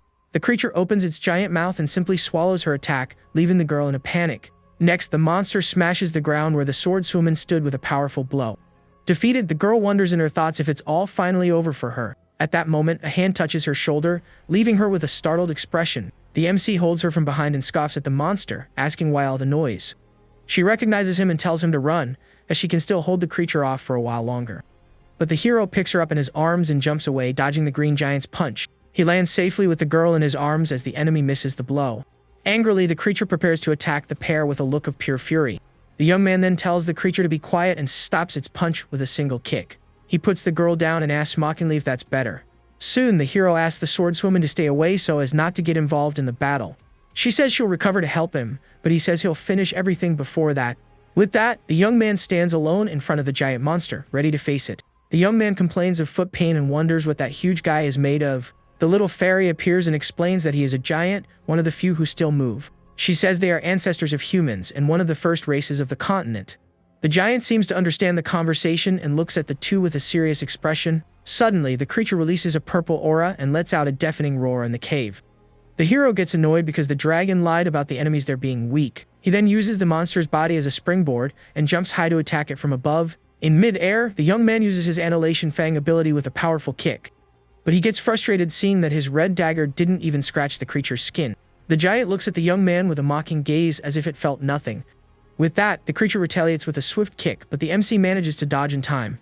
Ryan's ally says the handsome guy is done for and that they need to leave, but the hero is fine, and the group wonders if it's possible to cut something so tough. The fairy explains that for dragons, giants are small fry and calls him a weak little brother.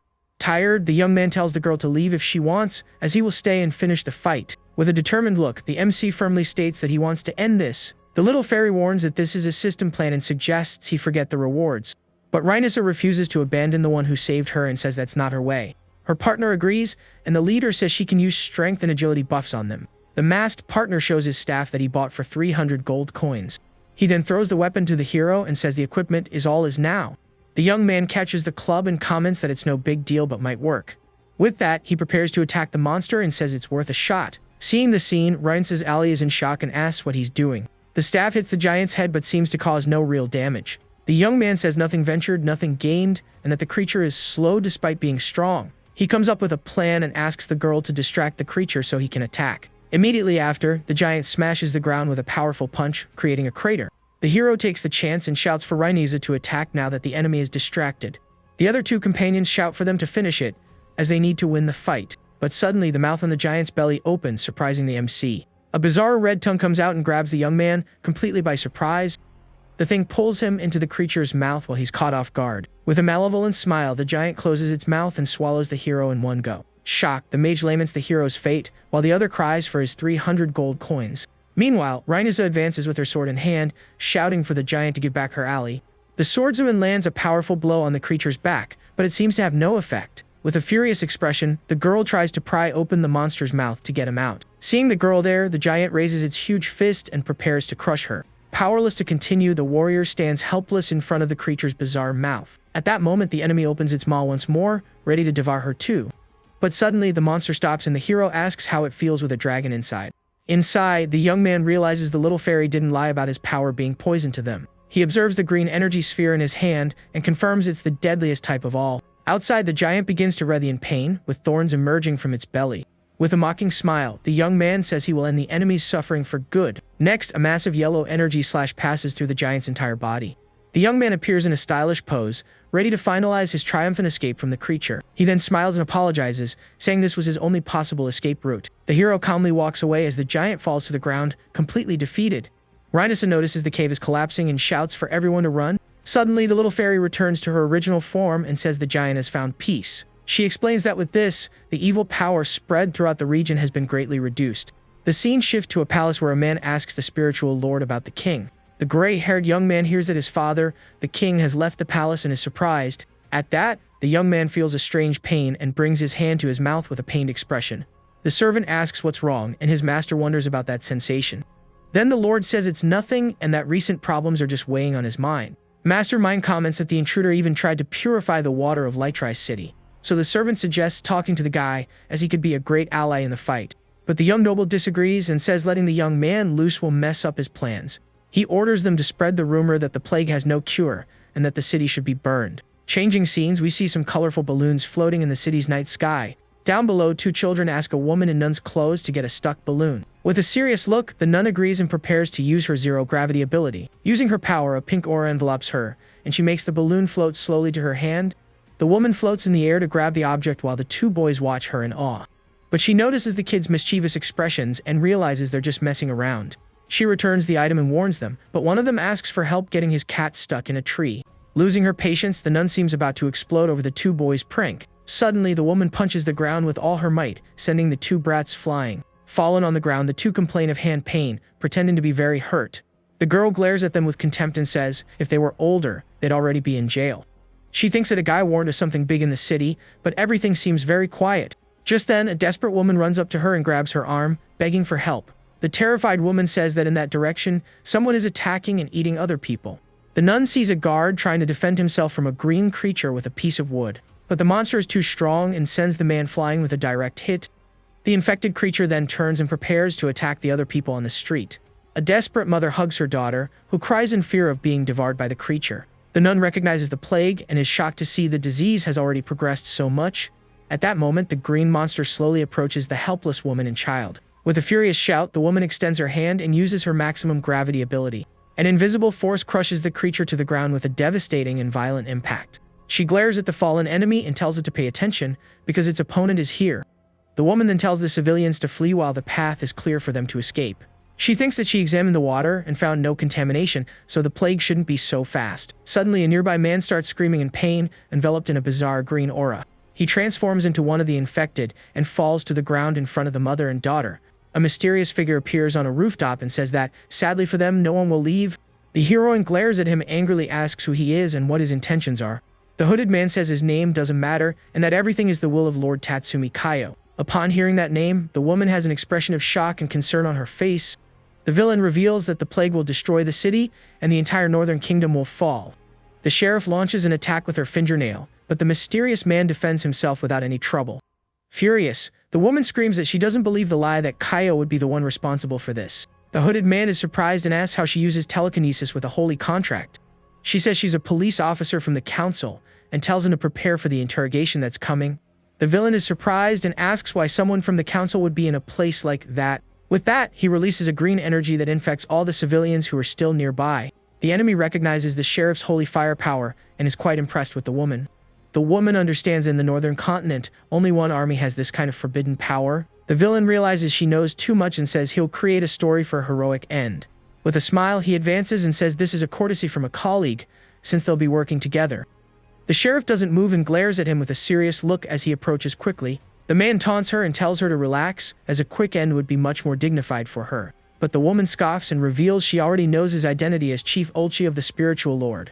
The white-haired man is surprised and laments that she spoiled the whole surprise. He says he's never seen her, but she's young and could have served alongside him on his great mission. The woman questions if everything is the Spiritual Lord's plan, and Olchi smirks, mocking that he said too much. With a malevolent smile, the hooded man says that either way, the conversation is over. The sheriff gets nervous and thinks she should have suspected this whole strange situation. Far away, the MC laments that if he had believed earlier, he could have saved the civilians. The villain prepares to attack the fallen woman on the ground and finish the job once and for all. Suddenly, the white-haired man feels a powerful aura and shouts that they need to evacuate. At that moment, bright blue chains emerge from the ground and bind the villain's legs. Surprised, he realizes he's fallen into a spell suppression field and cannot use magic. The king appears with his allies and comments that it was good to have come personally to resolve this. The villain turns and is surprised to see the figure of the king arriving at the scene of the chaos. The woman then calls the man father, and he scolds her for following in others' footsteps. The mage reveals that his daughter was hiding her identity, and the king says it's a family tradition. With a serious look, the monarch turns to the villain and asks if he has nothing to explain. The white-haired man is speechless and starts to sweat nervously under the king's pressure. The king then says he will detain him and orders the mage to end this and take the prisoner. The mage then begins to summon rain to purify the entire area. Suddenly, blue energy chains completely bind the body of the mage Mayan. The king's son appears and says he didn't expect to use a single-use seal there. The mage wonders if the spiritual lord is really the son of his own king. The king questions why his son has become such a great traitor to the empire, but the young man says he never betrayed the land because he values it more than anyone. He explains that only hatred can unite people to resist everything. The young man warns that the Legion of Evil will attack and he needs to teach the truth. Furious, the king asks if his son was the one who orchestrated all the disasters. With a cold look, the young man confirms it and says it's a small price to pay. The tension in the area rises as the sky suddenly turns red and the atmosphere grows heavy. The monarch says the gods would be furious, but his son doesn't care about that. The young man says that if the gods cared, the people wouldn't suffer so much. Suddenly, a man arrives and tells the spiritual lord that they've found something. He shows the hero's body and says they found it 50 kilometers away. With a malevolent smile, the young noble looks at our MC's body. He then uses his power and effortlessly makes the young man's body float in the air. The young man says it seems the gods are on his side and looks at his father. He questions why the gods would deliver a spy from the Legion right to him. The mage and the king recognize the young man and wonder if he is the divine messenger. The sheriff then prepares to use her gravity ability to help in the fight, but the spiritual lord disperses her attack with impressive ease. He says she has good control, but that he has taught in that place before. Then the noble orders the word to be spread that Kyo is the spy who released the plague on the city. With a satisfied smile, the spiritual lord announces that his plan starts now. Our MC's body continues to float in the air, completely defenseless. He says he led his forces, but the plague was already out of control in the area. At this, we see an image of the city on fire and people running in desperation. The young man says he will finish KO to avenge the citizens who suffered in the city. He then prepares to attack the hero, who looks shocked by what is happening. Raikun attacks with his sword to finish off the MC once and for all. The scene then cuts to 1 hour earlier, outside the dungeon with the hero and his allies. The group he saved watches him from a distance as he holds his new golden sword. Renessa invites him to their home, but her partner says no one wants to go to a slum. The pink-haired girl turns to her older sister and asks for her opinion. The older sister seems thoughtful and stares at the young man with a very serious look. She thinks that a prophecy said she was the most talented, but now she doubts it. The MC then says goodbye to the group and says they can go on ahead. A system notification appears, saying he can enter the Ascension state at any time. With a smile, the young man sits on the ground and prepares for what's to come. His stats increase by 1, and the young man complains that the system was very stingy. He then receives an additional reward, and a whirlwind of thunder surrounds him. The little fairy appears and comments that it's been a while since she's seen something like that. Annoyed, he complains that his reward is being struck by lightning and finds it absurd. She calls him impatient and says the whirlwind can destroy anything below level 9. The fairy says that with her blessing, the young man can absorb the energy and become stronger. The hero doubts it and asks if he really needs to run to get a shock. The girl explains there will be 3 bolts, and he agrees to try his luck. In a small version, the MC is hit by a red discharge. He is satisfied and says he absorbed more energy than the system gave him. The little companion smiles and says she wasn't lying to him. The young man says he can only take 1 bolt and that this wastes the other 2. With that, the MC prepares to do something very bold. He then decides to run straight into the eye of the lightning storm.